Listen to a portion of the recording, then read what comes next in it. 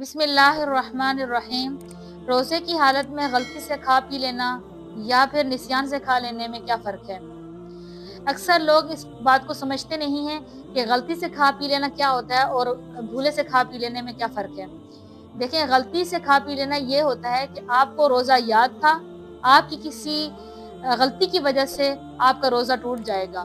یعنی مثال کے طور پر اگر آپ کلی کر رہے تھے اور کلی کرتے وقت بے احتیاطی کی وجہ سے وہ پانی جو ہے اندر گلے میں حلق میں اتر آیا ہے، ٹوتھ پیسٹ کر رہے تھے اور ٹوتھ پیسٹ کا ذائقہ آپ کی حلق میں چلا گیا، تو یہ آپ کی بے احتیاطی کی وجہ سے روزہ ٹوٹ جائے گا۔ اگر آپ سے غلطی ہو جاتی ہے تو پھر تو آپ کا روزہ ٹوٹ جائے گا، کیونکہ وہ آپ کی اپنی بے احتیاطی کی وجہ سے روزہ ٹوٹا ہے۔